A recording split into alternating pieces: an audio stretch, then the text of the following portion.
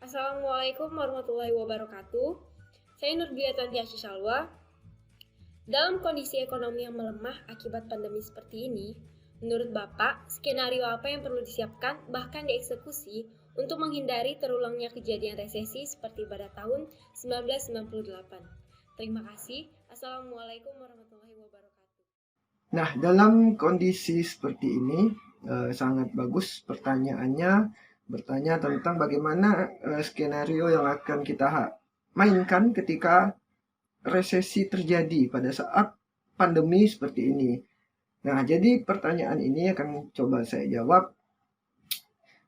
Dalam ekonomi makro itu resesi dapat kita artikan lebih sederhana, yaitu kemerosotan. Jadi kita pahami dulu sebelumnya arti dari resesi ini. Jadi resesi itu adalah kemerosotan atau kondisi ketika produk domestik bruto atau dalam bahasa Inggrisnya gross domestic product (GDP) ini menurun. Nah, resesi ini dapat mengakibatkan penurunan secara simultan. Nah, seluruh aktivitas ekonomi itu jika terjadi resesi akan mengalami penurunan secara simultan atau secara bersama-sama akan mengalami penurunan. Nah, baik itu lapangan kerja, baik itu investasi, bahkan pendapatan perusahaan. Nah, jika terjadi resesi, jelas ini juga akan mempengaruhi pendapatan nasional. Karena salah satu elemen di dalam pendapatan nasional adalah tentang pendapatan dari GDP atau Gross Domestic Product itu sendiri. Nah, pertanyaan berikutnya adalah bagaimana cara agar tidak resesi.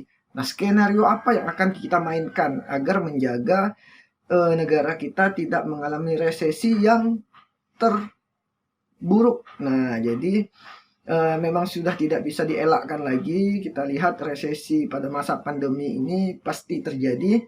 Nah, berbagai cara bisa diambil untuk mencegah resesi ini, khususnya tahun 2020 ini Indonesia. Saya berikan satu gambaran contoh di Indonesia tentang penanganan resesi saat pandemi. Penyebab resesi yang jelas, yang paling jelas adalah penurunan konsumsi. Nah, jadi kita ketahui bahwa adanya pandemi ini tingkat konsumsi itu menurun. Ya, banyak penyebabnya, banyak penyebab dari kenapa konsumsi ini menurun. Nanti akan kita bahas pada pertanyaan-pertanyaan berikutnya. Jadi di pandemi ini jelas tingkat konsumsi menurun.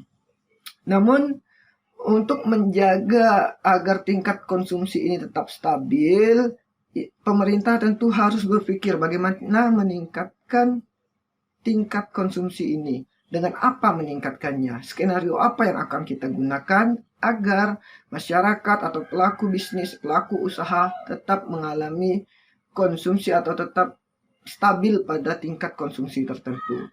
Nah, tentu pemerintah memberikan stimulus itu salah satu bentuk atau skenario agar tingkat konsumsi tetap terjaga atau tetap stabil. Nah, stimulus seperti apa? Seperti subsidi atau bantuan itu merupakan cara pemerintah menjaga tingkat konsumsi masyarakat. Jadi dengan memberikan sejumlah dana, baik itu dana sosial, baik itu bantuan UMKM, baik itu yang terbaru ini juga ada bantuan untuk guru honorer dan lain sebagainya, itu merupakan salah satu bentuk pemerintah menjaga konsumsi masyarakatnya. Ketika masyarakat tidak mampu mengkonsumsi suatu barang atau jasa, maka resesi itu sudah terlampau tinggi. Jadi masyarakat sudah tidak mampu membeli barang dan jasa dikarenakan satu dan lain hal. Oleh karena itu di masa pandemi ini keterbatasan kita dalam bekerja, keterbatasan kita dalam melakukan aktivitas dibantu oleh pemerintah melalui stimulan berupa subsidi atau bantuan dana sosial.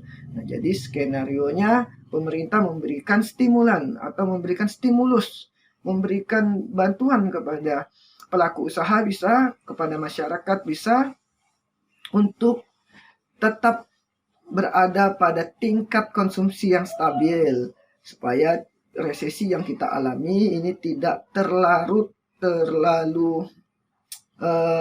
terpuruk resesi kita. Jadi negara manapun saya kira pada masa atau pada fase pandemi seperti ini juga mengalami resesi, dan bagaimana cara mereka menanggulanginya? Salah satu bentuknya adalah memberikan bantuan atau subsidi kepada masyarakat, baik pelaku ekonomi, baik tenaga honorer, dan lain sebagainya. Selamat siang Bapak Resinata Sumanda yang saya hormati. Puji dan syukur saya haturkan di hadapan Tuhan atas berkat-Nya. Saya bisa hadir dalam membuat video pembelajaran kali ini. Semoga kita sekalian diberkati dan dilindungi dari bawah COVID-19. Pada kesempatan ini, saya Yusna Putri ingin mengajukan sedikit pertanyaan mengenai pendapatan nasional.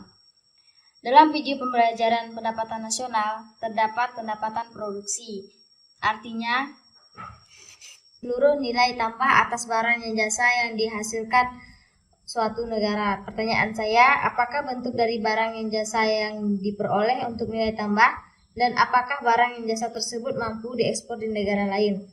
Demikian pertanyaan yang saya ajukan, kurang lebihnya saya mohon maaf apabila ada keselip kata yang kurang sopan atau kurang berkenan di hati Bapak. Saya mohon maaf. Atas kesempatan kali ini, saya Yusna Putri mengucapkan sekian dan terima kasih. Nah, pertanyaan ini menanyakan tentang barang dan jasa. Nah, jadi secara definisi, barang itu adalah segala bentuk output yang dihasilkan oleh rumah tangga produksi, itu bisa berupa atau berbentuk barang ataupun jasa. Nah, jadi barang ini adalah sebuah produk yang secara fisik dapat terlihat. Nah, ini adalah barang. Dapat terlihat tentu bisa kita rasa, bisa kita sentuh, bisa kita pegang, dan bisa mendapatkan perlakuan fisik. Inilah yang disebut sebagai barang. Misalnya contoh, apa sih contoh barang? Nah, beras itu adalah merupakan contoh barang. Misalnya taplak meja itu juga merupakan contoh barang. Sepatu merupakan contoh barang. Jadi secara fisik dapat terlihat, dapat kita rasakan, dapat kita sentuh, dan dapat mendapatkan perlakuan fisik terhadap barang tersebut. Nah, berbeda dengan jasa. Jasa ini adalah produk yang manfaatnya dapat kita rasakan. Namun terkadang tidak dapat kita lihat bentuknya, itu adalah jasa. Jadi manfaatnya dapat kita rasakan, tetapi bentuknya itu tidak dapat kita rasakan, itu adalah jasa. Nah, di dalam pertanyaan itu juga tadi tersirat bagaimana mengekspor jasa atau barang seperti apa yang bisa diekspor. Nah, tentang ekspor dan impor ini kita bicara, mampukah produk dan jasa tersebut diekspor. Suatu produk itu dapat diekspor tergantung kepada kebutuhan pasar internasional. Nah, jika pasar internasional membutuhkan produk kita, karena di negara mereka produk tersebut tidak ada atau bahkan nilainya terlampau tinggi, maka pasar internasional tentu akan melakukan pembelian barang kepada kita. Nah, pengiriman barang dari dalam negeri ke luar negeri itu disebut ekspor. Nah, oleh karena itu nanti kita akan bahas tentang teori spesialisasi dari Adam Smith. Nah, menurut Adam Smith ini, suatu negara akan melakukan spesialisasi terhadap suatu produk yang memiliki keunggulan absolut. Nah, negara yang memiliki keunggulan absolut ini, atau negara yang dengan keunggulan yang hanya ada di negaranya atau lebih unggul daripada negara lain, dia akan melakukan spesialisasi produk sehingga produk ini menjadi produk ekspor ke negara lain sehingga memiliki keunggulan absolut.